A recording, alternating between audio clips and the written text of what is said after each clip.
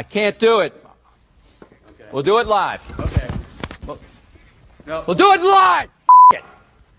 Do it live. I'll write it and we'll do it live. Thing sucks.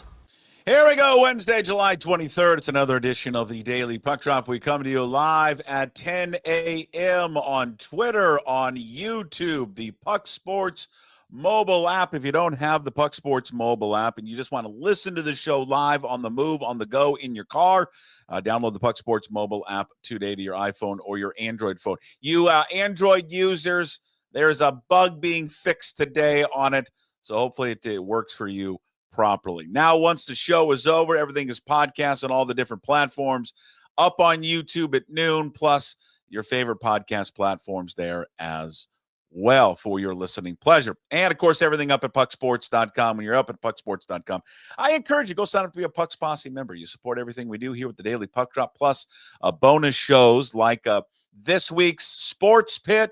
It came out late last night with myself, Steve Sandmeyer, and Matt Stretch Johnson, titled Tom Lampkin. You forget about Tom Lampkin, don't you? Well, you got to listen to that. An hour and 15 minutes long for your listening pleasure. We have got a 15-minute little sneak preview. We do it the day after every time we record it, Sports Pit Light. We'll be dropping those now on Tuesdays, by the way. Also, you get Mitch Unfiltered coming up tomorrow. And, of course, normally Wednesdays you'd have Ryan Divish, our MLB insider. But the Havre North Stars are on a heater right now, and he can't make it today. So filling in for Divish today will be Adam Jude, who is, let's just face it, a better reporter all around. All right, we're broadcasting from the Limbach Lumber Studios. Contractors, they offer free deliveries, everything from whole house packages to homeowner DIY projects. They're going to take care of you. They got the largest stock moldings in the Northwest. They got old school service. They've been doing it since 1930. Give them a call, 206-782-3487. Visit them at limbachlumber.com. Visit me on social media. I'm there all the time. Love it. Puck Sports on Twitter, Instagram, and Blue Sky. Puck_sports on TikTok, and you can find us on Facebook. Mondays, sometimes on a Wednesday. Very rarely do you find him on a Friday appearance. Ladies and gentlemen, from Bend, Oregon. That's just not true. It's usually Monday when I skip out. Friday, I'm always here with Egan. That's a fair point, actually. So here he is. Never on Mondays. Periodically on Wednesdays, always on Fridays. Jim Moore, the go-to guy. All brought to you by... Hey, Puck, good morning. I'm brought to you by a Clean Streak professional window and exterior cleaning service out of Oak Harbor on Whidbey Island. They've been proudly serving Island and Skagit counties for more than 10 years. You've heard me talking about Brian Turner and his crew now for what, 6 months, 7 months? You know why? They're terrific. They're amazing. They're going to clean your roof. They'll unclog your gutters. God, I felt bad yesterday. I got back from Seattle. I pull into the house, and here's Kathy on the ladder cleaning out our gutters. I'm going, God, that's probably something I should be doing, or a Brian Turner version of Bend. But, yeah, you don't want your wife up there doing it. Just give Brian Turner a call, okay? He'll pressure wash your driveway while he's there. If you want your windows washed, he'll do that too. It's a one-stop service with a Clean Streak. For a free estimate, call 360-395-5748 or visit cleanstreak.com. And Puck, I'm a little concerned this morning. A little concerned about the growing line that people are lined up, you know, that don't like me anymore, and I'm kind of disturbed by that. I want to be liked, and I'm finding that list is growing longer by the day. Only because I'm writing Substack posts, and you know, God, I don't know. The two people I'm concerned about the most are Angie Mentink and Ryan Roland Smith, because I was... They haven't got back to you? Yeah, I sent them a direct message on Twitter, both of them, and I was trying to get input on a Cal Raleigh story. And so I think Hyphen probably just, you know, I'm good with you, mate. It's okay. I'm just too busy. What did he do? Angie, I'm concerned that the column I wrote about her when she started the season out as in the broadcast booth, that there might have been some negative things in there. I pointed out that I loved her and I thought she'd be a smashing success, or maybe it's just me being paranoid and she's too caught up with. Well, I don't understand. You wrote a column about her in the beginning of the year? Correct. Yeah. And what was I didn't hear back from her, and I don't expect to hear back from people when I write about them, but I love her so much, and I was just concerned that maybe She didn't like the tone of the column. And then she didn't get back to me this time when I was trying to find out more about Cal Raleigh.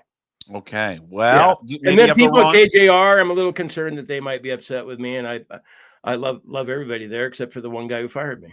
Maybe you have the wrong number for Angie. I don't know. Let's reach out to Angie. Are you mad at Jim Moore? Do you want me to send a note to Brad and ask If Brad? she is, I don't blame her. And Shannon Dreyer would probably tell Angie, well, welcome to the club. What did you I don't understand. I can't find the article that you wrote about it. What did you say?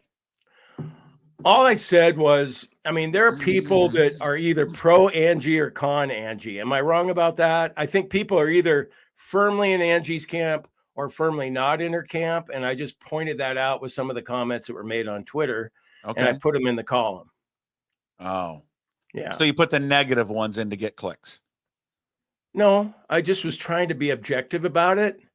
Because I didn't want it to be like, oh, look at Moore sucking up to Angie. He's always had a crush on her. And, of course, he's going to say she's terrific. I just wanted to level the playing field a little bit and be objective about it because I understand there are people out there that don't like Angie. Okay. And there's people out there who don't like hyphen.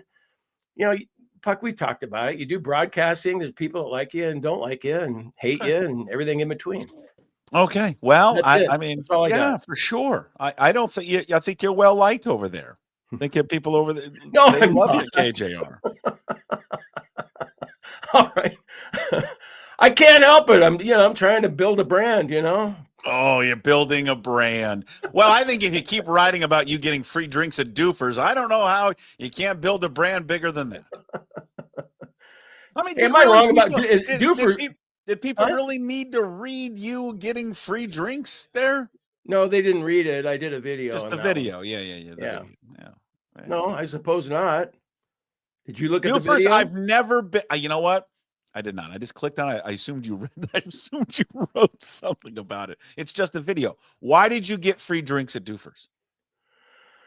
Well, first of all, I ordered chicken ahead of time, chicken and JoJo's, and they said it would be a half an hour, and it ended up being 45 minutes. And I didn't complain about it or anything, but the bartender felt bad. And it's one of those times when you walk in to pick up an order and you're not really interested in having a drink while you wait until she said, I'll buy you a drink. And I thought, well, okay, it's a Monday afternoon. What the heck?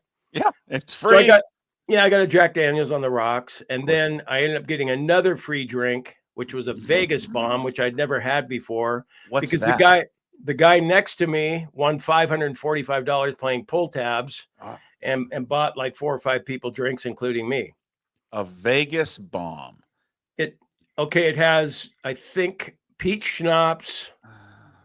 There's Crown Royal and one other alcohol and Red Bull.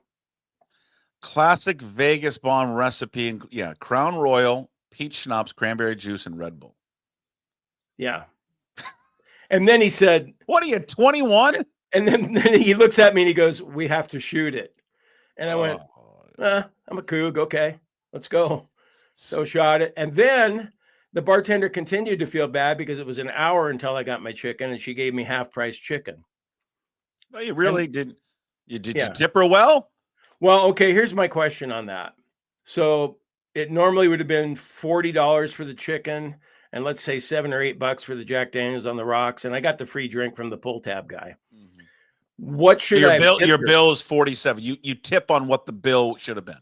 Okay, but do you tip when it's a to-go order that you're picking up? I think you when you're picking it up and it's not delivered DoorDash wise. That's debatable. That's debatable in any other circumstance, but the circumstance there was she took care. It's a she? Yeah.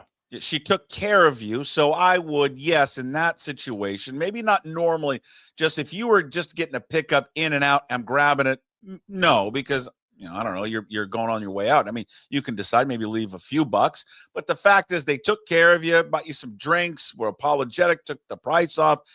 I would have tipped on the whatever the full amount would have been. So what is that, $47?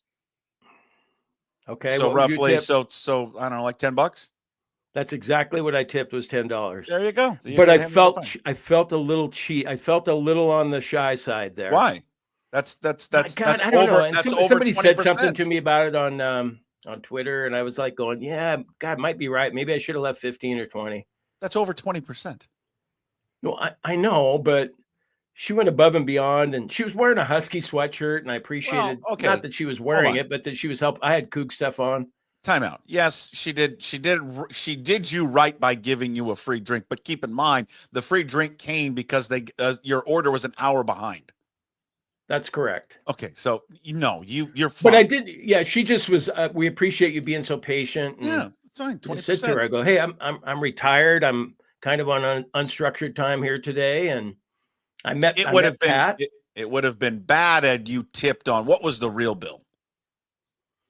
Well, the real bill would have been $40 for the chicken and JoJo's and $7 for the drink. So let's say $50. No. What was the actual bill that you paid just for the chicken? Oh, it was $20 for the chicken. That's it. So if you would have just given her $4, then that would have been cheap. Yeah. Okay. 10's okay. Yeah, I think great. And did I hear you say you haven't been to Doofers? Where is that in Renton? It's in the Renton Highlands. It's pretty close to Liberty High School. It's probably half a mile from Liberty High School, maybe a mile. Never been. Backside of Renton Highlands. It's just down the road from Chuck's Donuts, where John Clayton, that was his favorite place to go. Now, there's some controversy in the comment section right now. Over what? How many? She bought you one drink or two drinks? She bought me one, but the guy who won $500 playing pull tabs bought me the other one. Was the drink that she bought you a double? It could have been, but I didn't want to say it was a double because then there'd be somebody, oh, wait a minute, you had a double and then a Vegas bomb and you drove? Jesus, dude. I raised my hand. Yes, I did drive. Doug Lawrenson, in the article, you said it was a double.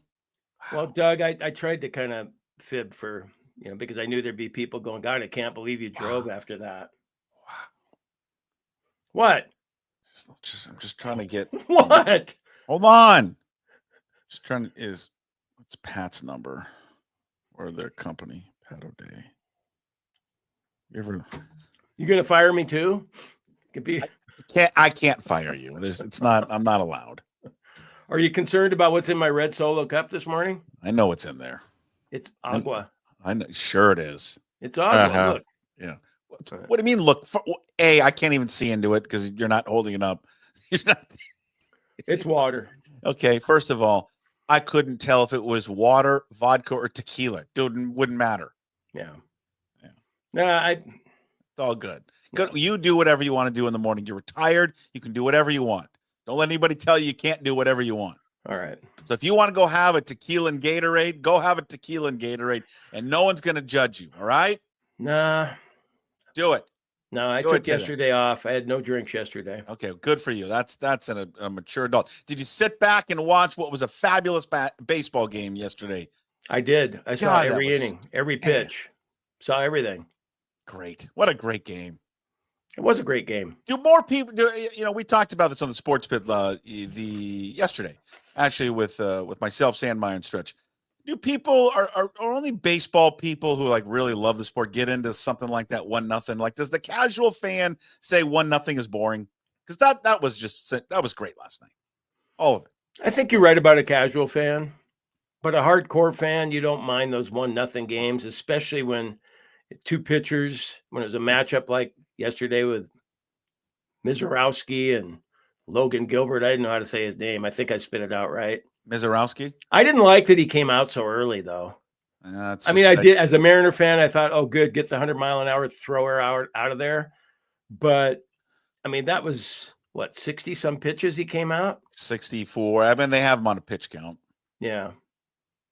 I just thought maybe he would go 5, maybe not 6, but, go in the 80s anyway. But, no, Gilbert was fantastic. What about Gilbert getting after 86 games? Right when they pulled him out of the game, all I could think about was Bill Kruger.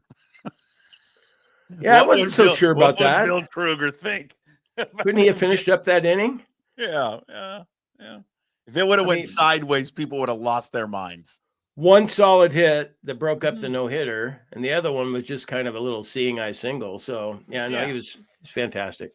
Yeah, he was great. It's all of it. Defense was good. Ben Williamson, a couple plays in the field. Ben Williamson is always just a big topic now in this town. Like everyone's the defense wasn't good. His defense was good. No, his was good. I thought you said overall the defense was Oh, good. well, hold on. Ben Williams' defense was good. JP's defense was good. Okay, I'm Luke Raley. Okay, it's one guy. Well, I'm just saying when you said the defense was good, I said Ben Williams' defense was good. All right, fair enough. Well, Luke Raley, yeah. I mean, you want to get in that list behind Angie now? Yeah, I'm there already. I've been there. Forever. Laugh, come on, give me a that was a hard game for the I want Ben Williamson out of Seattle crowd last night, and I know he doesn't hit. All right, whatever. Yeah, plays great defense at third. I'll tell you that. He does play great defense at third, but I think we can all agree that whatever the drop off is with Eugenio, and there is a drop off from Williamson to Eugenio, but it's not that big a drop off defensively, and then the uptick offensively. I mean, listen. Sorry, Ben. Uptick offensive, of course. I mean, I guess sit there and argue that with anyone, but yeah, of course there is. There's a huge upgrade offensively, a massive upgrade. But I just, it's weird, and I don't know, it's social media. It's weird how much people shit on the guy. I mean, just shit on him constantly. And I'm like, guys, I mean, listen, I know he's not hitting for power. I get it. But Jesus, man, like back in the day, like a guy who could just play that position, great. There is some value in that. It's not the worst thing in the world. Guys it's like people have gotten tired of bashing Dylan Moore. Now they've had to turn their attention to Williamson. Oh, I'm not tired of bashing Dylan Moore. I don't. Many people are not tired of bashing poor Dylan Moore. No, run prevention. That's kind of a big deal. I think when you're on the mound, you like what Ben Williamson is doing over there at third base. Saving those hot shots that could be doubles over into the corner. Tell the dogs to keep it quiet. All right. Yeah, River, no. Well, here's the deal with Suarez. Everyone's going to want to turn their attention to Suarez. But, I mean, here's the deal. Everybody's going to want him. Everybody that needs a third baseman or a hitter is going to want the guy. So what is this organization willing to give up to go out and acquire Suarez? And I just still think it's so damn funny to me that now everyone, we want Suarez back. We need Suarez back. Even this organization, he's our number one priority. You gave him away for nothing. Well, Puck, you made a great point with Duquette. I was listening to you this morning, yesterday's show, and talking about how they will publicly say that our hands aren't tied. We can financially do things in this organization. And yet you look back on the Suarez trade and it was a salary dump. They were trying to get rid of him. That's all it was. And what they got in return with Vargas and Zavala, who the Sebi Zavala era lasted hardly a couple months. He couldn't hit defensively. I guess he was okay. But I don't even know where he's at. I don't even know if he's in baseball. I mean, and I like Vargas, but my God, Vargas just got demoted in the bullpen. Yeah. So listen, if Vargas is so great, then why are they trying to go out and acquire more arms in their bullpen? Vargas is okay. He's okay. But he's certainly not as valuable as a Gold Glove third baseman who's hit 60 home runs since last season of June. I mean, it's just, they got rid of him because they wanted to dump salary. So and people that buy into this, oh God, they said they've got financial flexibility. They said they got commitment from ownership. No, they don't. They don't. It's a lie. And a lot of us, we all buy it. It's not true. How about if Jerry actually goes out and does it and beats all the other bidders and you lose some prospects, you bring Suarez back and Puck, you talked about, everybody knows about Suarez, how good he is defensively and especially offensively. Good Lord, what he's doing this year with the 36 home runs and a clubhouse guy to boot. You get the good vibes only back again. Yeah. And then if DePoto came out and said, hey man, look, we made a mistake trading him. And we didn't want to, go down the road, and we're going to correct that wrong with a right. And yes, we had to give up Harry Ford and Emerson Hancock to get him back, and he might only be here 2 months. But I don't think anybody's going to be complaining about this decision that the front office made if we win a World Series this year. Of course, something like that. But what you just did, he is incapable of doing. But it's the right thing to do. If they were to acquire him, and he were to say exactly what you just said in the Puckett Moore crisis firm, I want to apologize to Mariner fans. This guy sitting next to me should never have left. And we made the decision to move on. And looking back, it was a mistake what we did.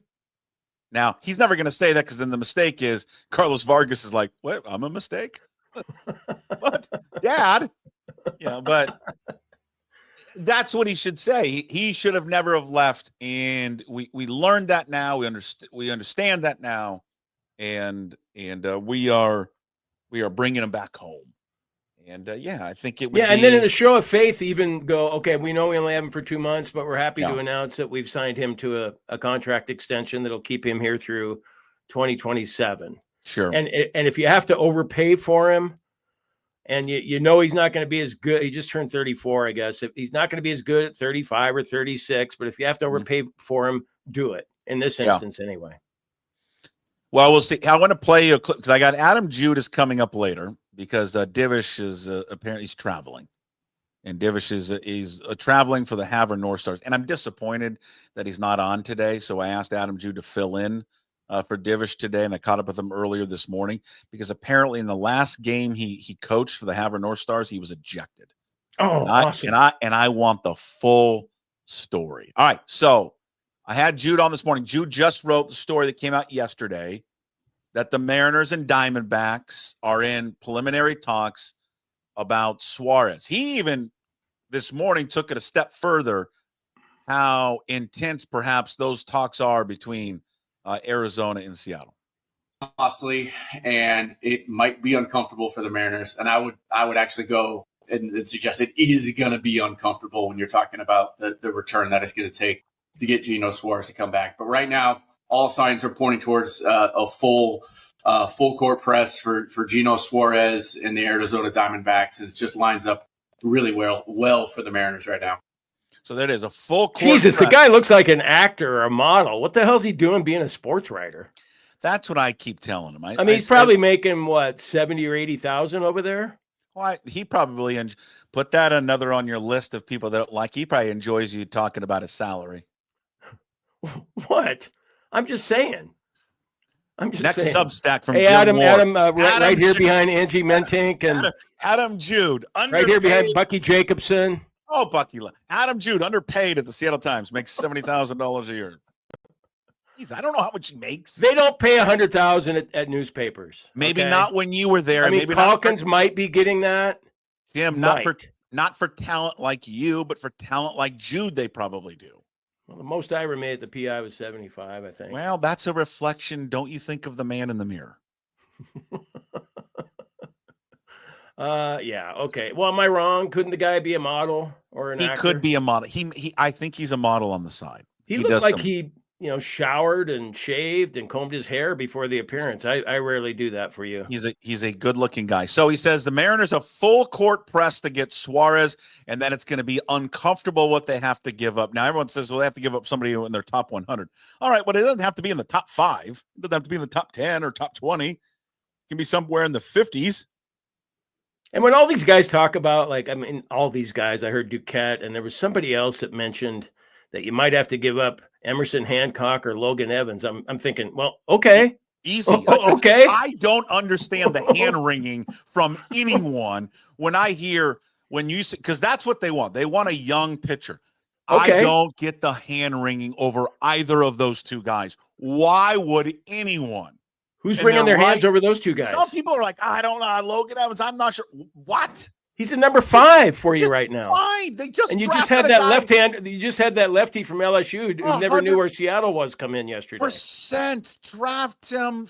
They just drafted this guy 3rd. Okay, so one of them's going to be moved. They can't have them all. He's left-handed.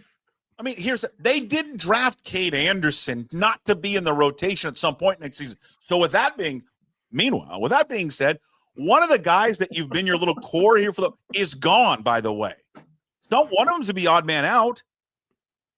Just think about it. Well, yeah, and then you've talked about it because of how cheap the organization is down the road. They're not going to be able to afford all the top 4 guys they have. Well, they already have Castillo under contract. Gilbert, Castillo, Kirby, Wu, Miller, right? That's your 5, right? Yeah. No, you throw in Anderson next season, who's going to be ready to go. one of those guys isn't coming back. They didn't draft the guy 3rd overall to have him sit in the minors. And I know you want more depth and start. Fine. He's not a 5th starter. So someone's going to be gone. Yeah. When I heard Duquette talk about Hancock or Evans, I'm going, well, yeah, all right. Sure. Now you don't want to lose that Montez kid. But if you were to lose Harry Ford. Yeah, I don't. Harry Ford's not going to play. He's not going to be a catcher here. He's not going to be okay with being a part-time catcher. It just does not appear that Montez or Emerson, unless it was, that pipe dream Acuna deal or something like that, those guys are going anywhere. But yeah, Ford, if it's Evans and Ford,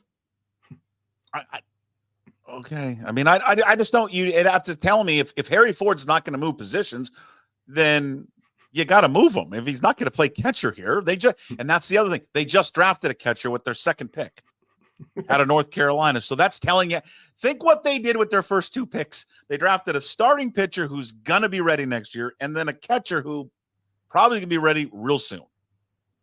So they're tipped their hand what they want to do. They're going to move forward. And then, I mean, there's guys that you draft late that turn out and are terrific major leaguers. I don't know where Wu was drafted, but then you got the guys like Kelnick who are the can't miss guys who miss. Of course. Well, that's every year in every draft, right? Brian Wu was a 6th round pick. A 6th round pick, and now he's one of the best pitchers in the sport. And wasn't he a shortstop in college for a while? He eventually made the move to pitcher, but yes, he started off as a shortstop. I mean, Bryce Miller was a 4th round pick.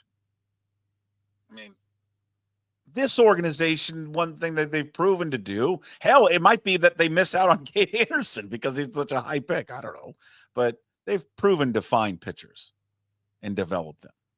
So I don't know. I wouldn't lose sleep over losing Logan Evans or Emerson Hancock. Well, as a Mariner fan, I don't think any of us want to sit there and let's say the Yankees get Suarez. Mm-hmm. And then you find out what the Yankees gave up. And then you got Luke Arkins and other people that are, analyzing it and going, this would be the equivalent of the Mariners giving up, so-and-so and so-and-so. And then you're looking at it going, well, why didn't they do that? Or why didn't they top the Yankees offer? Mariners are in a position to be the highest bidder at the table with the prospects they have and what they have available. Well, by all accounts, of anyone there, right? They've got the best system to battle this. So if it comes to prospects and what they want to get to acquire someone like Suarez, they shouldn't lose out on anyone. The other thing too is, you'll play it later. Jude didn't go into like how serious it's gotten. He says though they have also talked about Naylor, which should be no surprise. But interesting, talking about them together in a package deal. Now, if you did that, now you're talking about one of those top guys are going. If you were to acquire both. Yeah. Well, I'm with you. The other thing about Suarez, you always have so many guys that don't want to come to Seattle because of the travel, the weather, whatever else, losing organization, bad ballpark to hit in. Suarez says he left part of his heart in Seattle. He wouldn't mind coming back here. Did you see him the other day? And maybe is he doing this all the time? Did he do this before? Did he do the Rosarina jump shot? He did. He did that here? Yeah. Okay. Well, he did it after one of his home runs. No. But did he do that in Seattle? I'm not sure. But a Rosarina. Now I can't remember. Was that a Gino thing or a Rosarina thing?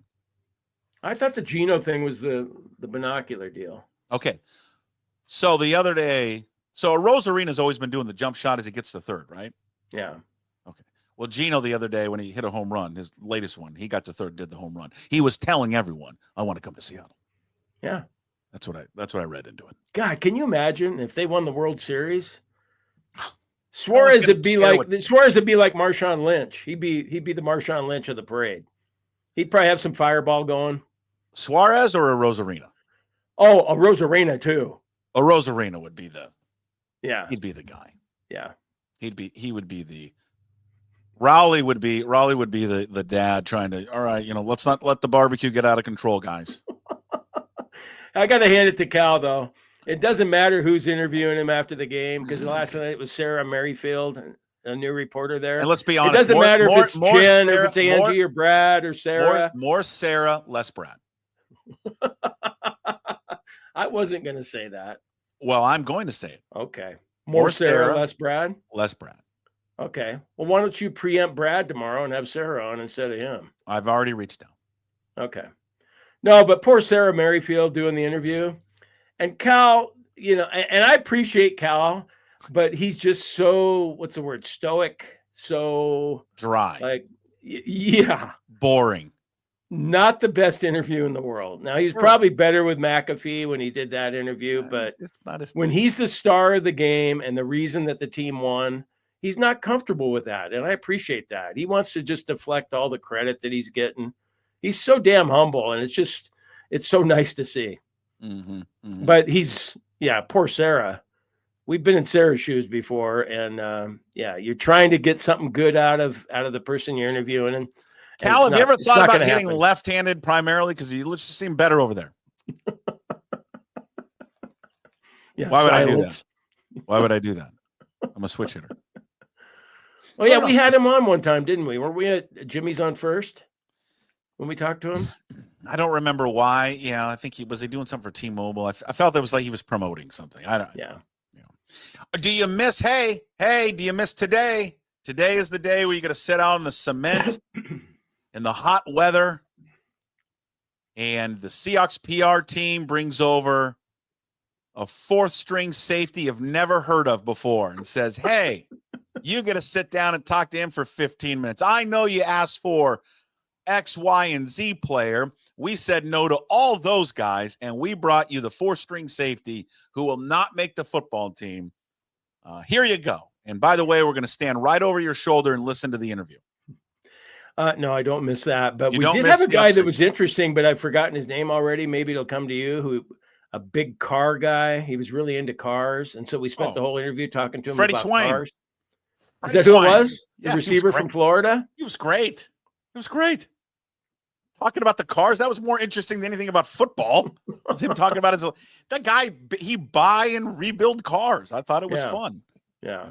Better. Hey, what are you gonna you want the same boring interview that everybody is gonna do? I'd rather talk about the guy's cars than, hey, what was your offseason like? Are you understanding the offense right now? How's Clint Kubiak's offense different than Ryan Grubb's? I'll write out the 20 questions that will be asked starting today. Okay, I'm with you on that, but I think if I'm a Seahawks fan, I probably want to know that stuff and hear from the people that are going to be running the new offense. Okay.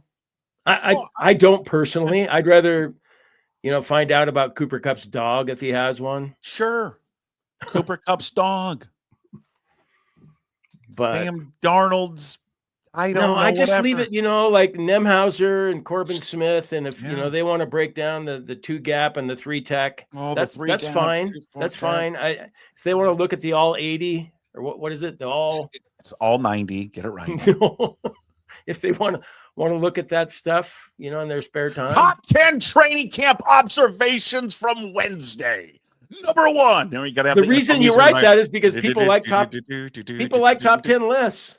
They do. But everyone loves lists. Number 1, Sam Darnold. Number 2, offensive line. Number 3, big year for Ken Walker.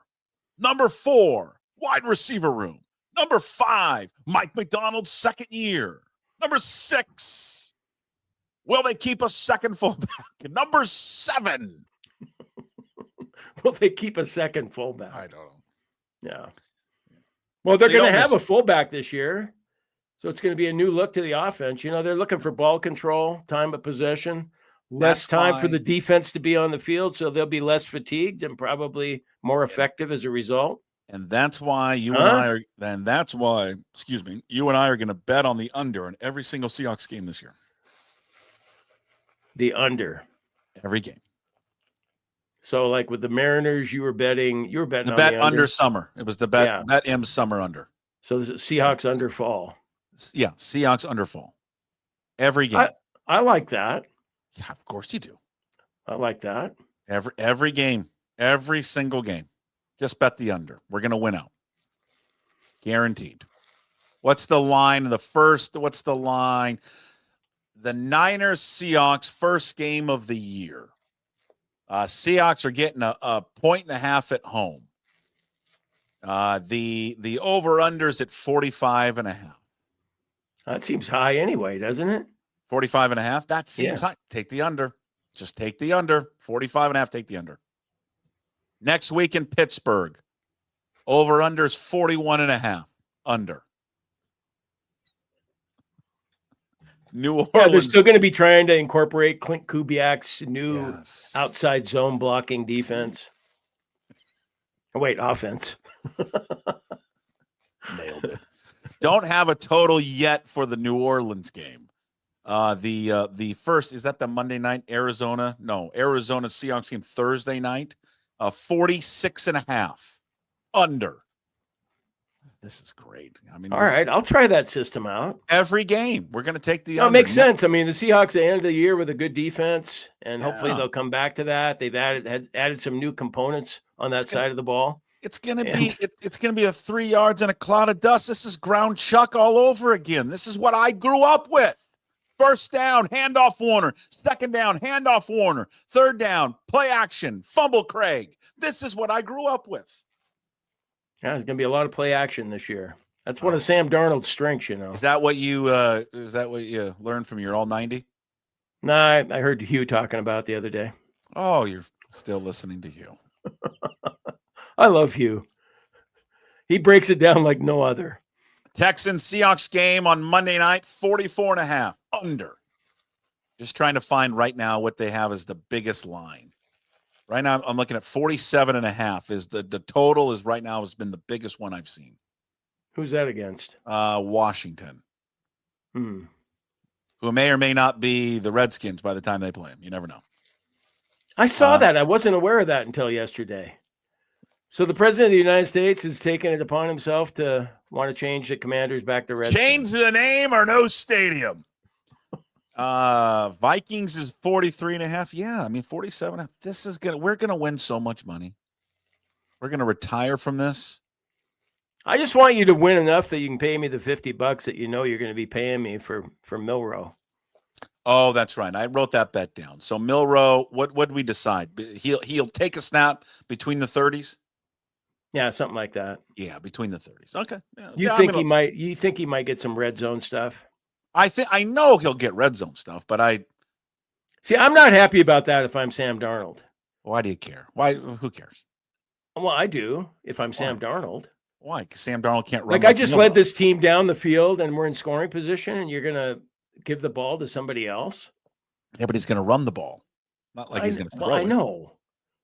I know, but they keep saying that he's a quarterback, so like, oh well, that means he's going to pass too. No, we know when Milroe's in the game, he's more likely to run. But until Kubiak sneaks a little pass, yeah, catches everyone off guard. Yeah, you mocking Kubiak already? I'm not mocking Kubiak. What are you playing with in your You hands? missed what's his name from the Husky? Can you stop playing with whatever's in your hands? Grubby. Give me some Grubby. I don't know what happened to Grubby. I just know down here I'm on Hermosa Beach. I am tanning. Ozempic is kicking in. I'm ready to party. Has she lost weight? I miss Grubby. Oh, she looks good. She's still smoking? What do you think? Of course. Okay. She's got to deal with Lincoln Riley. She's going to have to make a move with him. You see, they're picked 9th in the Big Ten. I love that the Huskies are 10th. Yeah, but that wasn't no official poll. That's just some. Well, I don't care. Yeah, I don't care. Cleveland.com, they know what they're talking about. Do they? Oh, Cleveland.com. They're dialed in over there at Cleveland.com. Hey, we're number 10 in our new conference. Let's go. Yeah, number 10. Half a share. Travel miles. Did you see the picture I put out yesterday of our stupid ex-AD? Did you see him?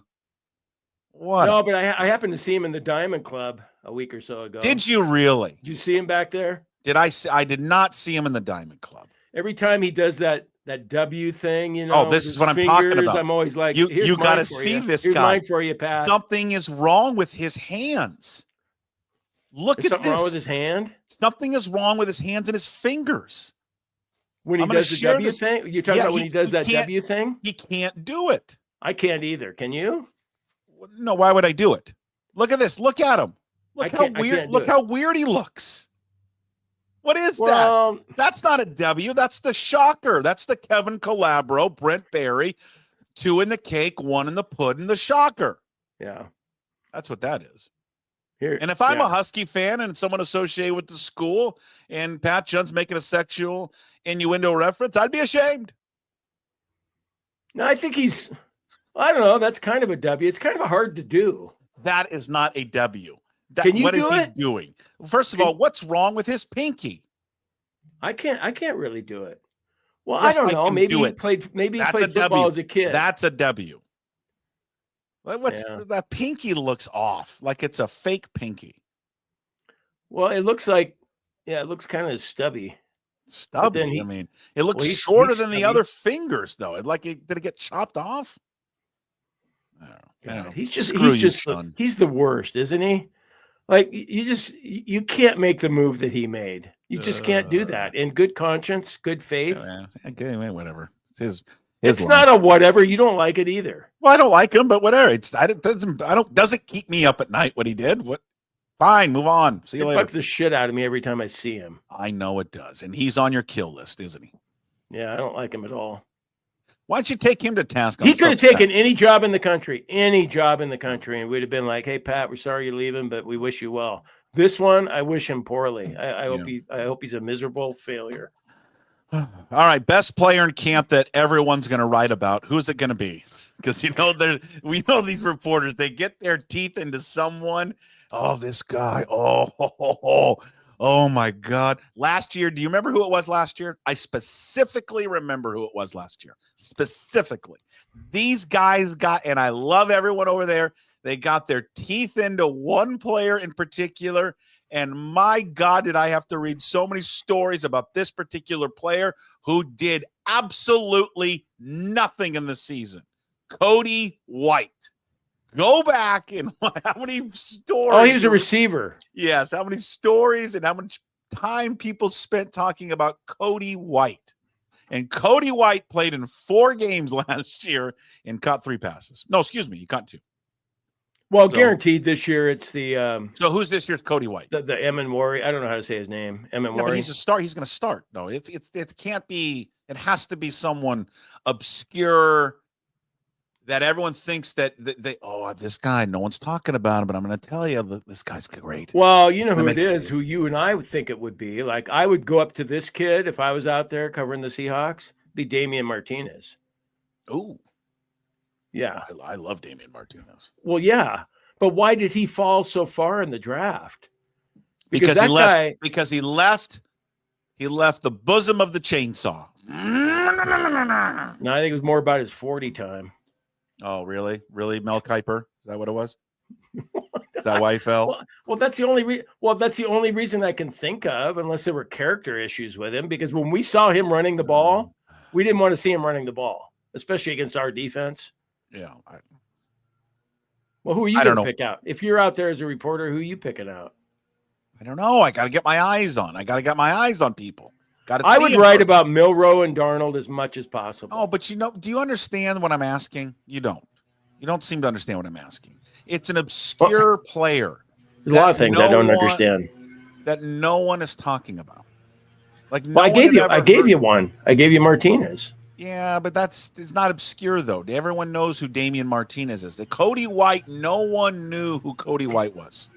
How about the kid from Colorado State that they drafted? Horton?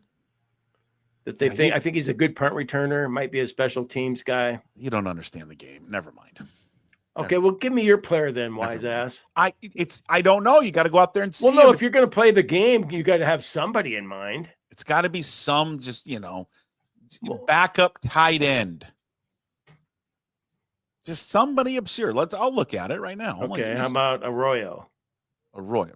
No. Is he the Miami kid? Yeah, he's a starter. Or not a starter, but he's gonna play a lot. It's gonna be the good move that they cut Fant. Good. Yeah, sure. It's gonna be someone like this. Shamar Jean Charles. He's a third string cornerback. That guy. That's who it's gonna be. Someone like that. You never even heard of him. It's got to be a guy you've never heard of. Well, it's always good to find an undrafted free agent who makes the team, though. Yeah, exactly. All right. Okay. Am I Somebody you doing never heard. better at your game now? You're doing great now. Now you've Okay. got it. Yeah, you've got it. But Cody White. Who's this year's Cody White? Yeah. That's what the new game is going to be called. This year's Cody White. All right, what do you got planned for today, sir? God, just odds and ends, really. I'm going to mow and weed and maybe hit the driving range. I took a lesson on Saturday, and the guy told me I need to work more with my left hand getting through the ball. So I'm going to incorporate that with what Travis Fulton told me to. Yeah. So a little driving range action. Let me leave you today with our stat of the day. Okay? In 29 games since June, 0-43, 106 slug, 206 OPS, 26 strikeouts, and 3 walks. But yet Dylan Moore keeps finding himself being thrusted in to important key situations. Yeah, it's hard to understand. 2 for 51 with 28 strikeouts. Oh, Jesus. But I got to hand it to Dylan Moore we didn't have a chance to talk about it, probably because I missed Monday, but he did a good job of acting when he didn't get hit by that pitch. But there was like a second delay between the time he did act. Though he did though. No, he did a really good job of doing that, but he hesitated for like a second. And then he realized, God, I should act like I'm really in pain here to buy the hit by pitch. Dylan Moore's best hit in the last week or two. Now, he hit a home run a week or two ago. Was off the knob of his bat. Off the knob of his bat. That's yeah. Right. And that's why we tell everyone at the youth level, let's take that knob to the ball, knob to the ball, knob to the ball. Just like Tony Gwynn, knob to the ball. That's all you got to do. Yeah. All right. Have fun mowing and hitting golf balls and drinking tequila in your red Solo cup. Godspeed. All right. Talk to you Friday. Go Cougs. Go Cougs. There he is. The one and only Jim Moore, the go-to guy, with us here on Monday, Wednesdays, and Fridays, brought to you by A Clean Streak. All right, as promised, Adam Jude sitting in today for Ryan Divish. Divish with the week off, dealing with the Havre North Stars. Divish normally brought to you by our good friends at Chalet Bowl, Washington's oldest operating bowling alley. Book your next tee time at chaletbowl.com. Adam Jude, just yesterday, in fact, wrote a great story and great reporting about the Mariners' interest in acquiring Eugenio Suarez. And talks have intensified, and they've had discussions about reacquiring Suarez to play third base. So we got Adam Jude on today to talk a lot about that, the asking price, what it's going to cost the Mariners. If they miss out, where do they pivot from there? Adam Jude of the Seattle Times. Well, it's not Ryan Divish, ladies and gentlemen. It's an upgrade. It's an upgrade to Divish. It's Adam Jude, who's already – that was an email he just received from Divish saying, don't F it up, man. Don't F it up. Here he is, Adam Jude, who covers the Mariners along with Tim Booth and Ryan Divish whenever he wants to get back from the Seattle Times. He's sitting in for Divish today. We're going to talk a lot about the story that he just posted yesterday on perhaps Suarez reunion. And, of course, every single week when we talk to Divish, and now we're talking to Jude, is brought to you by Chalet Bowl, Washington's oldest operating bowling alley, proudly serving the community since 1941. Check them out at chaletbowl.com to book your next reservation and experience the best in local fun. All right. Eugenio Suarez, Adam Jude. You had talked to many people over there with the Mariners organization. What's the latest on perhaps a reunion between the two? He's such a great fit for what they need right now. He's had a career renaissance with the Arizona Diamondbacks, and we can talk about the trade that sent him away from Seattle a couple years ago. If you want, we can get into that later. But for what the Mariners need right now, the position that they're in right now, and what the prospect capital they have to give up, it's a perfect fit. And the Mariners are enamored with Eugenio Suarez, with Gino, because they know the guy as much as anything. They know he's a perfect fit for this clubhouse too. And folks I've talked to feel like the Mariners really do have something special going on in this clubhouse. Obviously, Cal Raleigh's the ringleader, but J.P. Crawford has been there for so long. Julio's growing up. Randy's got good vibes. That pitching staff, we know Logan is emerged as such a leader in there as well. They don't want to disrupt the chemistry that they feel like they've built, and they've intentionally built, and it's a good thing they've got going there. So they know Eugenio Suarez. They know what he can do defensively at third base. I don't think the analytics give him enough credit for how solid he was, particularly for the Mariners, his 2 years here. But you look at the bat, you look at his home run barrage right now. You just look at the complete hitter he's become there in Arizona. He's exactly what the Mariners need right now. So he's their priority. At the same time, he's the number one bat available in the market right now. So he's a priority for the Yankees, for the Cubs, maybe for the Mets, for other contenders right now too. So it's going to be costly, and it might be uncomfortable for the Mariners. And I would actually go and suggest it is going to be uncomfortable when you're talking about the return that it's going to take to get Eugenio Suarez to come back. But right now, all signs are pointing towards a full court press for Eugenio Suarez and the Arizona Diamondbacks, and it just lines up really well for the Mariners right now. Okay, so you say you're thinking that it could be uncomfortable. So when someone hears that, what's uncomfortable? At least one top 100 prospect. Probably one top 100 prospect, and then something else on top of that. Now, do the Diamondbacks throw in a reliever? Do the Mariners try to get both Eugenio Suarez and Josh Naylor in a bigger type package? I think those are all things that, have been discussed or are on the table at this point. But again, everything I've heard is that Gino is the priority. The Mariners feel like they're okay with what they have at first base right now. Again, maybe should that be a priority? First base be a priority, maybe even more of a priority.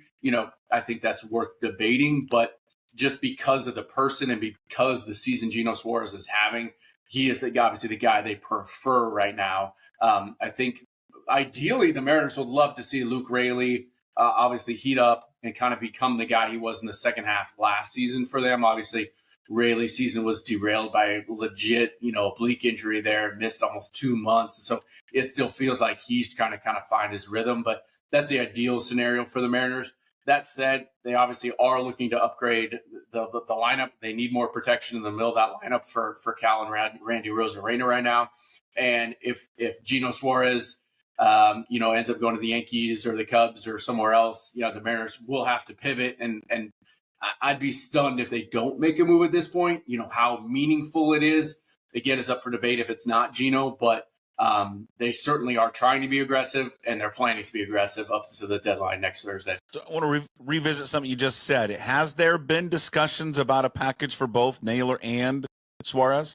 They've discussed both names. But again, I think when you talk about the package that would have to go back to Arizona and return, that's just that much more you'd have to give up. So again, in an ideal scenario, maybe the Mariners would love to have that.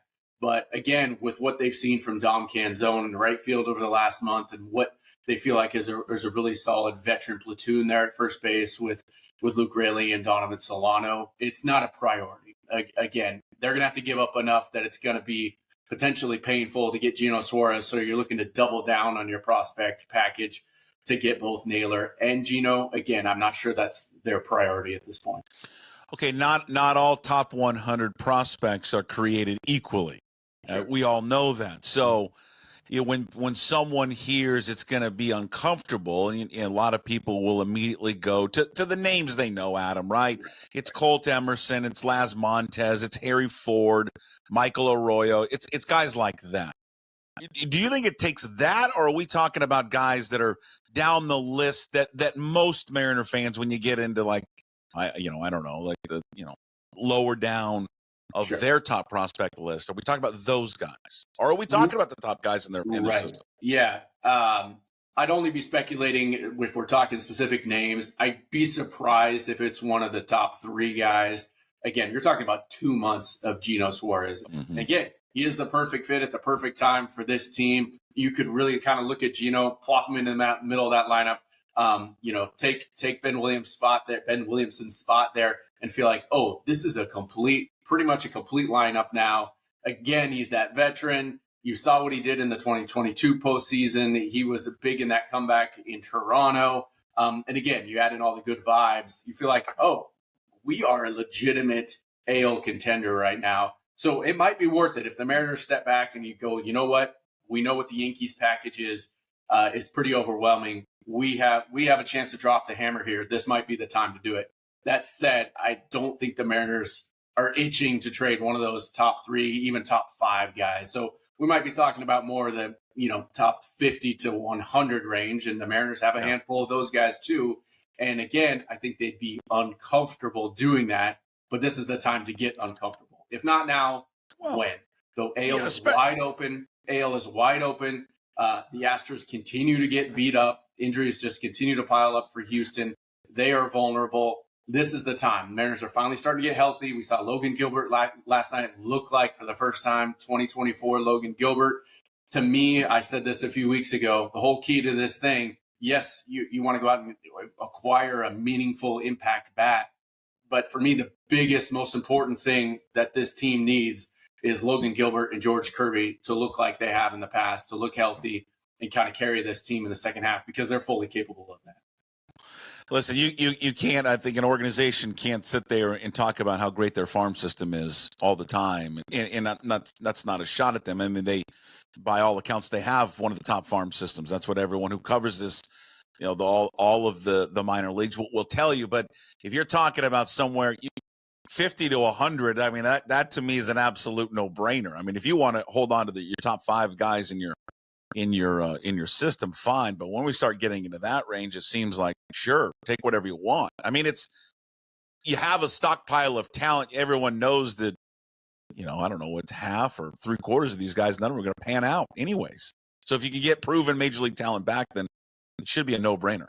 Sure. And look, I think by all accounts, Arizona is looking for pitching too. That's what they need. Mm-hmm. They've had one of the best lineups in baseball the last couple of years. That's what carried them to the World Series 2 years ago too.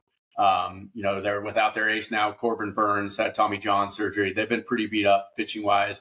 2 of their veterans are going to be free agents after this year. So they're looking for, pitching prospects, but prospects who are knocking on the door to the major leagues too, preferably. And so would the Mariners consider giving up a Logan Evans right now, a guy who has obviously, kind of had a quick rise in 2 years from a 12th round pick. Now a guy who, is really helping them. He's been a big part of their first half. And with all the injuries, like, where would they be without Logan Evans?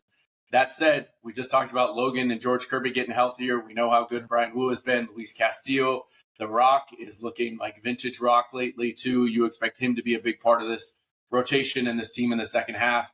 Can you afford to give up a Logan Evans now, basically your number 5, in a deal for a 2-month player? Again, that's what it comes back to. Is that what you need to kind of put you over the top? Again, I think that's something they would have to consider. I don't know if they want to do that, but maybe that's something that puts it over the top, because Logan Evans is still 23 years old. He's got an incredible pitch mix. He's proven he can get major league lineups out 2 times, and that's a really valuable piece. Would that get the deal done? I'm sure that would be tempting from the Diamondbacks' perspective too. And is that something, from the Mariners' perspective now? I do feel like the calculus has changed a little bit, that Cade Anderson fell to them with the number 3 pick. They just introduced him yesterday in the press conference. Scott Boras was there. He signed his contract. He's here. He's not going to pitch the rest of this year because he pitched so much at LSU and winning the College World Series this year. But he's a guy I think we could be talking about a year from now as potentially knocking on the door with the Mariners. And so does that make someone like Logan Evans right now potentially more expendable? Do I read into too much stuff, and you know that about me? Brandon Garcia, am I reading in too much of that? Was there anything there other than, hey, we needed some help in the bullpen?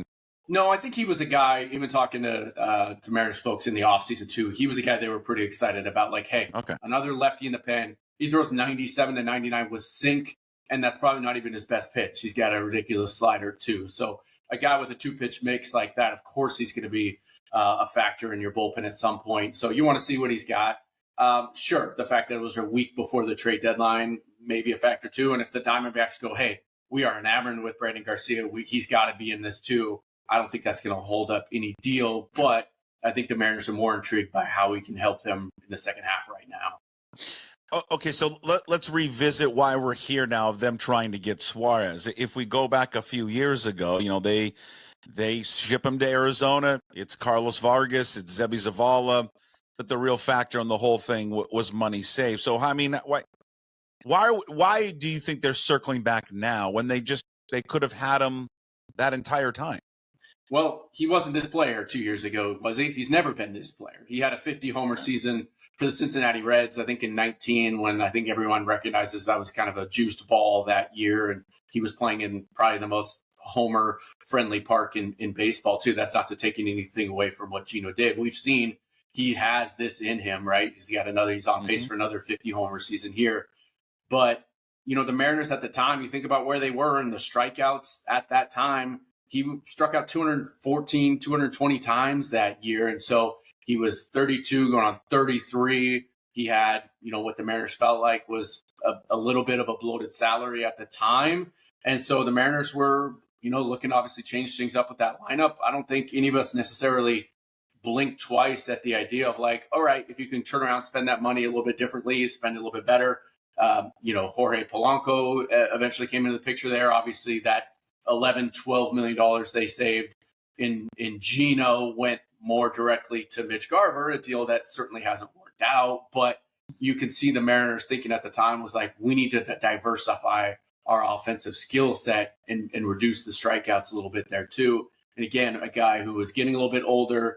There was some chatter about the time that his bat speed was slowing down a little bit. And, if they could, get something, just free up that money, that was the priority at the time. I'm not saying in hindsight that was the right move. Clearly, he's gone on to do some special things in Arizona, but I don't think anyone in the industry saw this coming from Eugenio Suarez. In fact, if you go back, kind of 14 months from now, there was a time, his first year in Arizona, he was benched for a little bit there in the first half last year. I mean, he had kind of lost his starting job. They sat him down for, it wasn't very long, a week or so, but he was really going through a slump there in the first half last year. And it was really at this time last year, he really took off and kind of became this guy and took his trajectory to another level too. So again, I just don't think anyone saw this coming, right? So, you look back and be like, well, why did they do that? Well, again, at the time it did make some sense.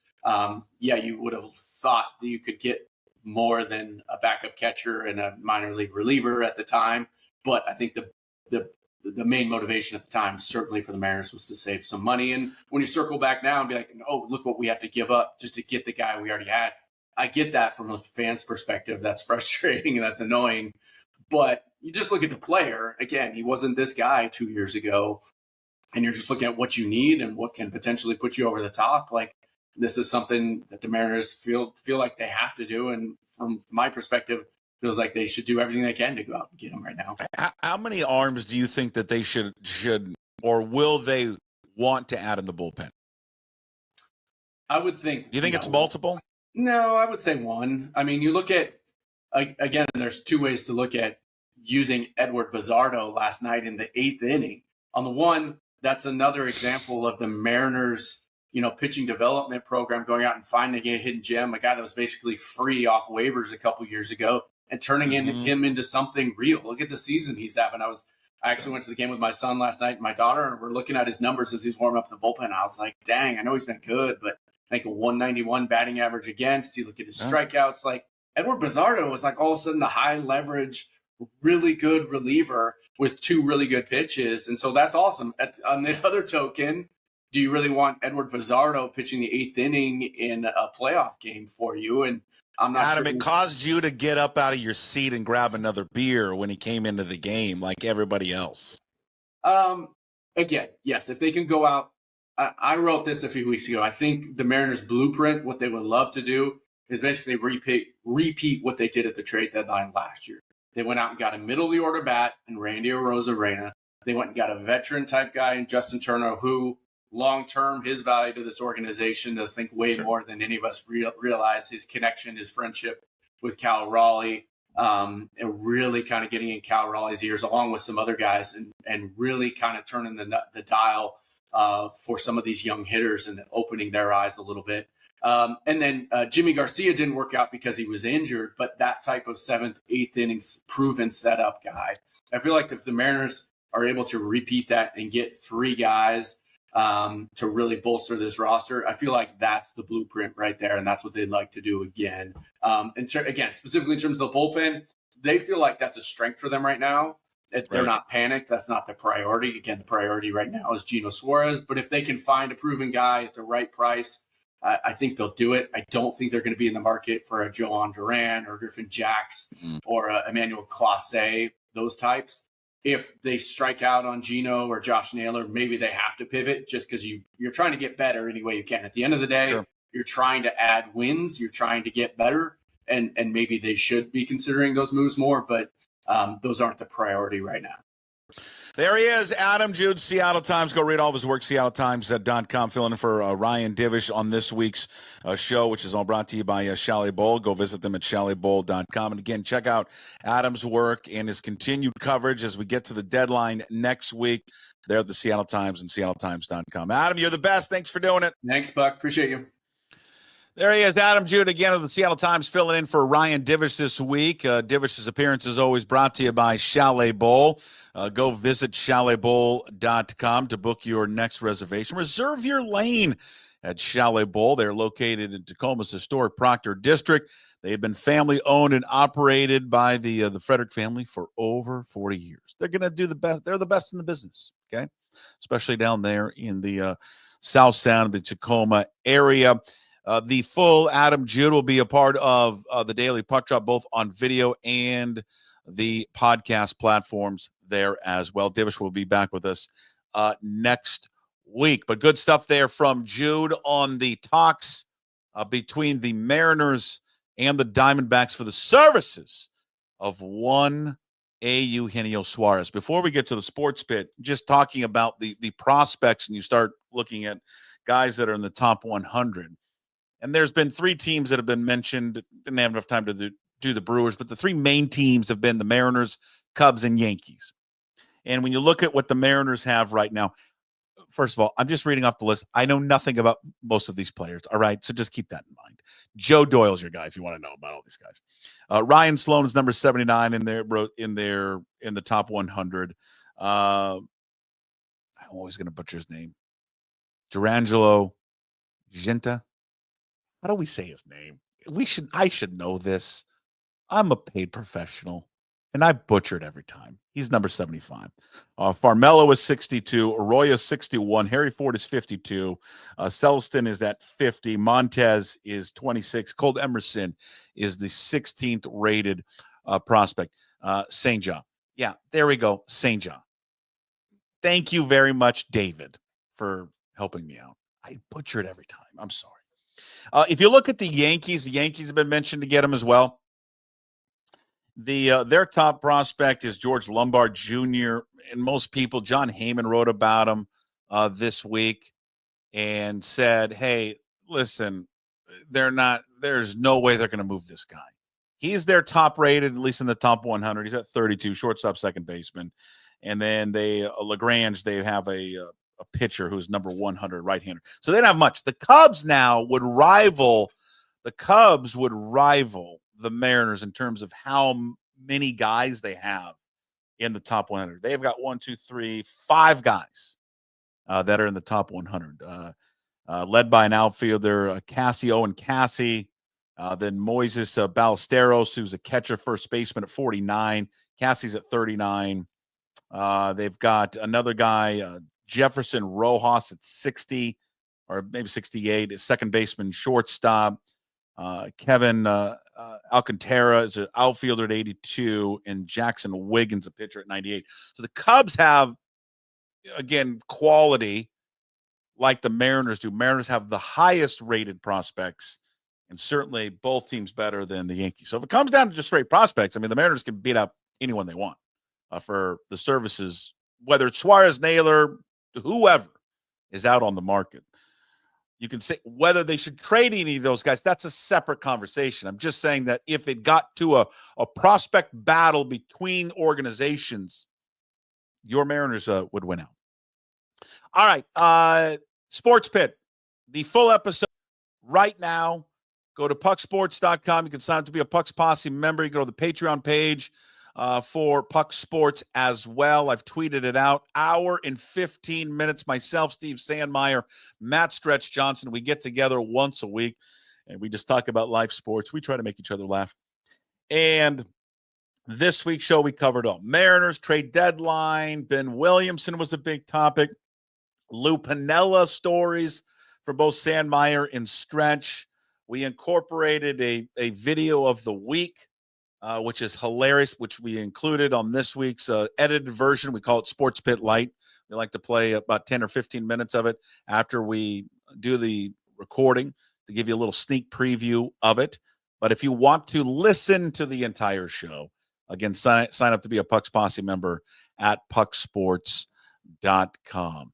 But this week's version of the Sports Pit, we call it Sports Pit Light. Myself, Steve Sandmeyer, Matt Stretch Johnson. You're like, no, he didn't say that. He didn't say that. And he'd be like, yeah, he says whatever he wants. And there was 4 or 5 dudes and whoever wanted to walk up, and he didn't give a shit who was listening to him. And it was past fabulous. It was ripping into heaters. Like, he has one heater packed, right? He's halfway through one heater. He's got another one in the satchel in his other hand ready to light. Mm-hmm. And he's telling stories. He's like, who's that? And he doesn't remember anybody's name. He doesn't. Who's the guy? Who's the right-hander? The Greek kid? He gave up like 13 runs in Boston. Who is he? And like Larry Stone would be like, George Glanatsis? Yeah. He's like, yeah, Glanatsis. That's the guy. And he would God, we were in Boston. We're on the second day of a road trip. He gave up 8 runs in the first. I told him, fuck him. I got to save the bullpen. He gave up 13 runs. He starts laughing. Laughing. Yeah. Absolutely adore that man. Spoljaric's good. Spoljaric, and you never and you don't want to. Of course, you can't correct him or rush him, and he's just looking through, and you can see his brain moving like slowly, but it's going to be awesome, and you're like, yeah, Paul Spoljaric, and you just listen to him weave, just so. I mean, I know it's rather famous, and when he goes to town as a Cubs manager, and it's the video. But I watch that video once a week just for old time's sake because he's talking about and when he gets fucking fired up, he can't get the words out of his mouth. Right. So and that's pregame in the dugout, and it's and another thing. I've won 1,300 games, so I think I know what I'm talking about. And Steve Stone, I mean, what has he done? What has he done? And to have him go on, that was vivid memories of listening to Lou and just nothing like it. But post game was just as good. I hate to say after a crucial loss because you were on pins and needles and you're like, fuck, I ain't asking nothing. It's up to the guy from the TNT and that other dude that went to USA Today or whatever. Those guys, I ain't asking. You asked the first question. I'm not asking anything. Tough one, Lou. Larry LaRue. Yeah, Larry LaRue. One. Thank you. Larry LaRue is a good one because he's easygoing. Rest in peace, Larry. Every Jim now and then. Street. That's who I was thinking. Jim Street was another one. Lou had Jim. Streeter was a good one. Yeah. He totally had. He respected Street, so Street could ask him a tougher question. Bob Sherwin. Every now and then. Every now and then, like maybe once a month, you'd see the venerable KG veteran make a showing. Blaine Noonan would come out and he'd be wearing golf shoes. He'd wear golf shoes to the baseball clubhouse. And he'd be there like once a month. You'd see Blainer out there doing his thing. It was the best. I did ask a question. I mean, somebody got destroyed in between the last guy that they lost like 13-4, and somebody got destroyed before whoever came in and closed it down. And I asked about that, and he said, sir, and I shit my, I shit. God. I got sweaty. I got instant. And I'm like, I barely shave at the time. This is 1996. And he goes, sir, we gave up 13 runs on 14 hits. There's nothing good about this game. And the next day I'm behind the batting cage and he walks by me and he goes, you're a positive one, huh? And he just kept right on walking. And I'm like, all right. And he kind of went, okay. Like, do you kind of also saying, you don't know what you're looking at in a nice way. You're like, we got our ass kicked. There's nothing to talk about besides the ass kicking that we took from, Timlin or whoever it was. But but those days are. Okay. All right. So now when we talk a week from today. But you'll be watching E-Churl Sunday, right? I mean, you'll either DVR it or I mean, that's a no-brainer for us. Yeah, that'd be great. I can't wait to see it gotcha. because I think he's I think he's going to do it in English. I think he's be funny. He's got a great sense of humor. He has appreciation, he has a love, respect for the game. So I think he's going to do a good job across the league. I mean, nobody has anything to say but positive across the league. But all right, a week from today. So a week from today, we'll have I don't know how many practices in. Seahawks training camp is back. Everyone's favorite camp news. This guy looks great. Overreaction. It is the best. Hey, over under set at 7.5. What are we all taking? For 7.5 wins. You can also take that number and move it around. I'm taking the over. I'm with Sandmeyer on this one. I'm taking the over. In a heartbeat. They missed last year on it, too. They had the over-under at, I think it was also 7.5 last year, and they didn't really gut the roster. They just made a regime change. And they're going to be better defensively. They're going to scale back offensively a little bit just based on their personnel and their scheme. And I can't see them. 7.5. That's cheap to me. I over 7.5 is minus 170. Yeah. Over 8.5 is plus 115. Yeah. I'll go over 8.5. I'll go over 8.5. I would even do that too. Yeah, 9 wins. I mean, what are we thinking? 9 wins, 10 wins? What were they? 10 wins last year? They'll do the same thing they did last year. They're going to go 10-7 for totally different reasons. Okay. I think, and that may or may not get them in this year. It's all about the field in a given year. Maybe 10-7 is good enough this year. It wasn't last year. Okay. But we all agree. Sorry to deflate the balloon in 7 weeks of complete overreaction from training camp, but God, did you I don't miss that practice reps? They're freaking out about. Oh my God, JSN's catch! Great, it's an awesome catch. He's in practice. Yeah, don't worry about great. He threw 2 interceptions. He threw 2 interceptions. Oh my God, that's what I'm looking forward to. Geno Smith has been unbelievable in Raiders camp. Right, Darnold has struggled in the red zone. You're going to get that one. There's nothing against Greg Bell. Nothing. I like Greg Bell is very nice. Here we go.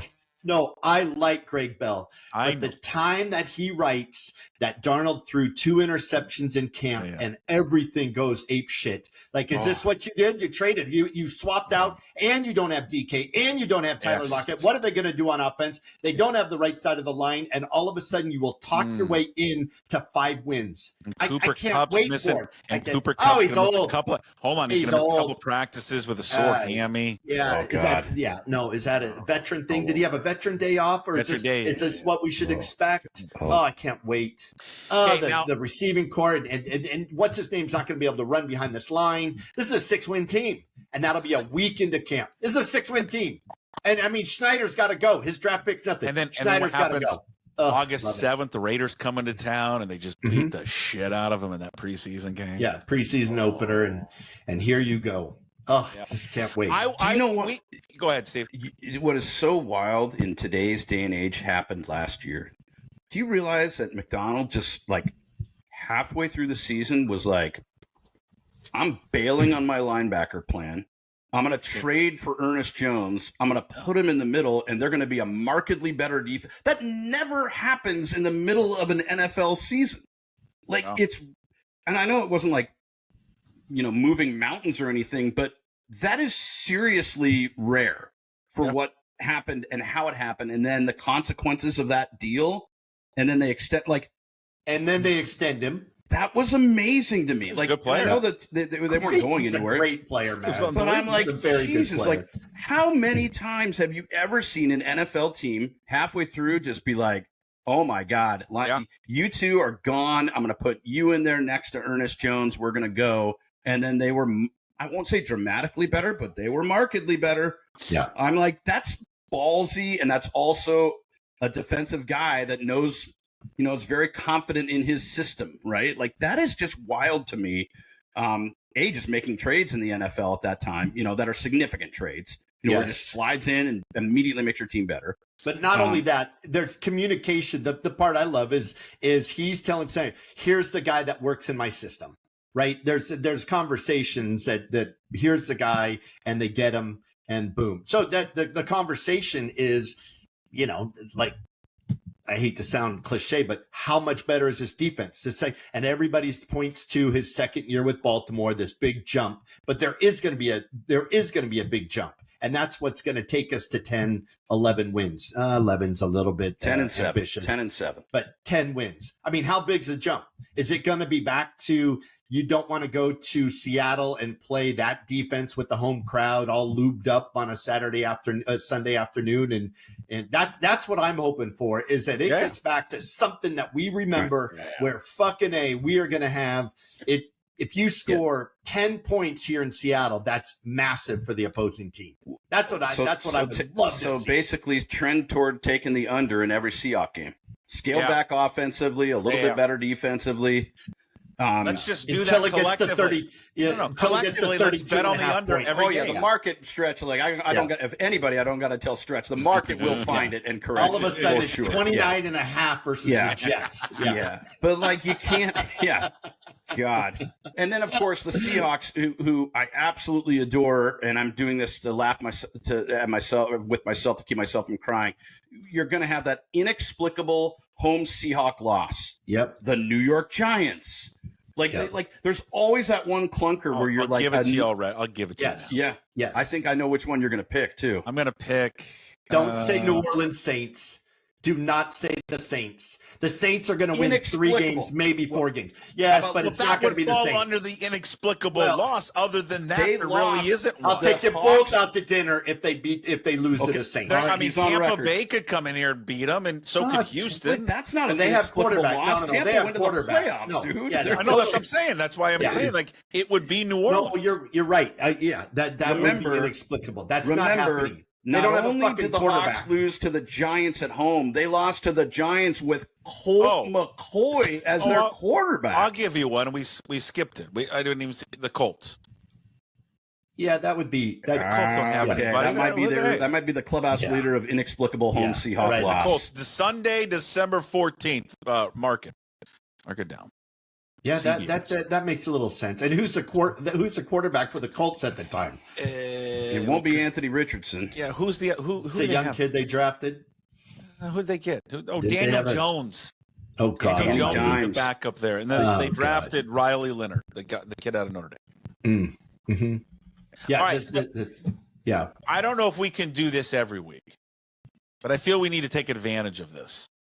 Every week we find some type of video that we can use the audio, right? Because people are only listening to this. That makes us laugh. And Sandmeyer routinely wins this little battle of sending videos to have audio that makes you piss your pants.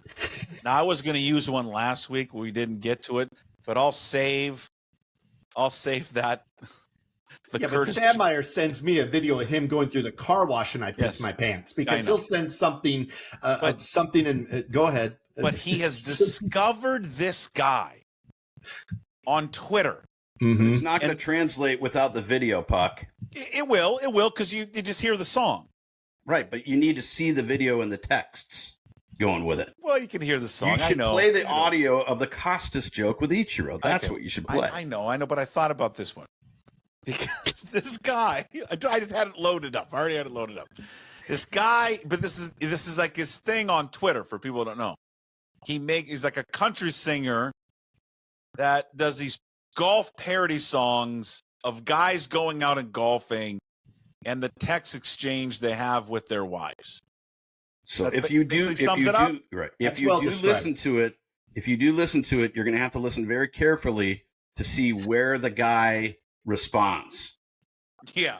Because in the one I think you might send, it's the very last line was when the guy responded to it, right? That's right. Maybe I'll laugh. I haven't seen these yet, so I'll laugh. You haven't seen this one? No, I didn't. No offense. I didn't read your text. I didn't listen to your. I didn't watch your video. Go ahead. It's 1:45. Are you still golfing? Yeah, we're teeing off on 16. You also said you'd be back around 2. Well, the course is packed and it's super slow. Okay, so what time are you gonna be home? The baby's crying and the other 3 won't stop fighting. I hate that golfing takes so long. Tell them you can only do 9 holes now when you go. Yeah, that ain't gonna work. Yeah. Well, I'm not in a good mood, so I guess I'll just see you whenever you're done.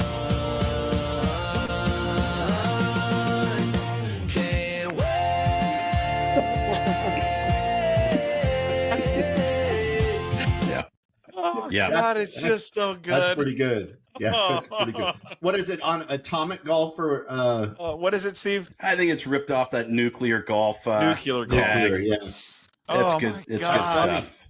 That's He's funny. done- Can't He's wait. done like 7.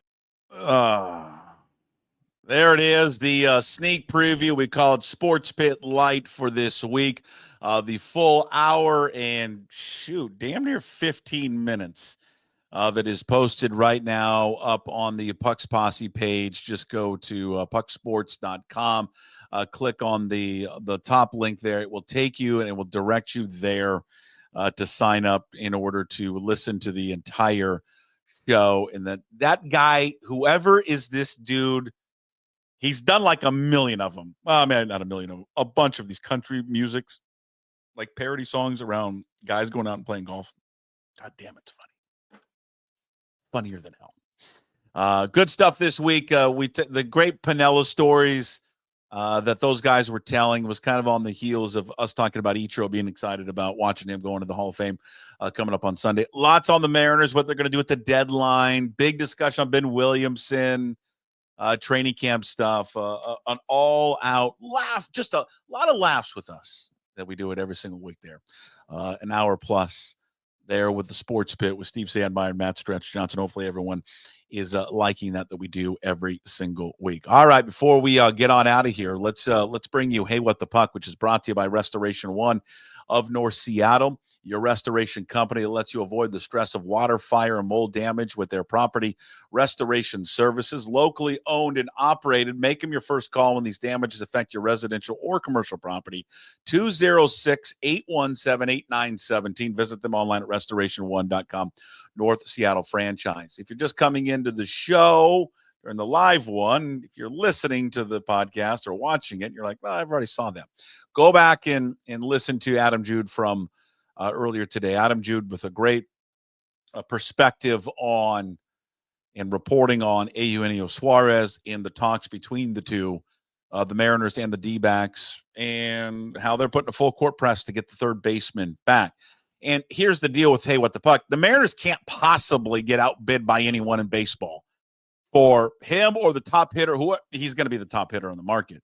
They cannot afford to be outbid when it comes to prospects.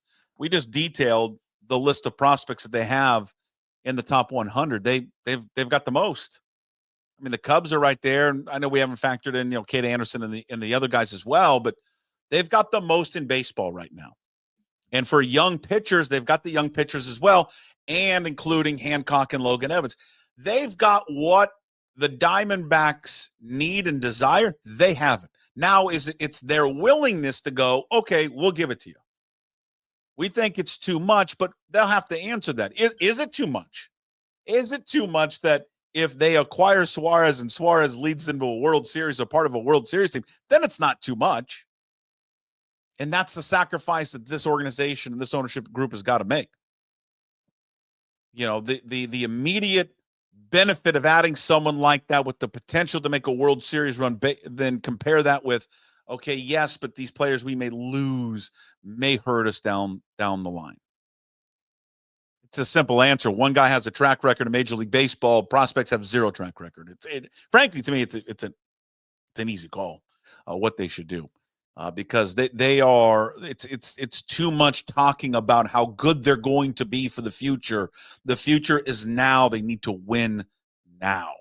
And no one in baseball should outbid them for anyone based on what they've got in their farm system.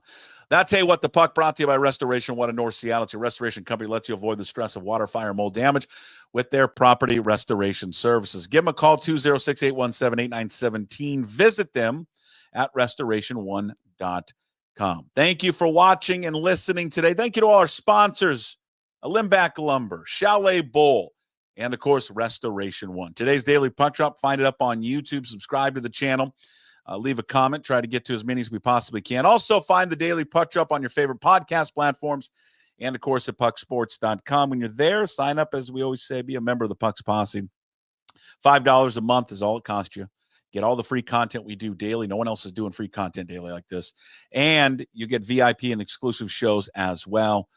Normally, like our MLB Insider show with Ryan Divish, he'll be back next week. Sports Pit with Steve Sandmeyer and Matt Stretch Johnson, which is out now. And coming up tomorrow, Mitchie the Kid, Mitch Unfiltered. And, of course, you can also, we now produce the Garage with Gas Take 5 podcast, which you can find on YouTube and all podcast platforms.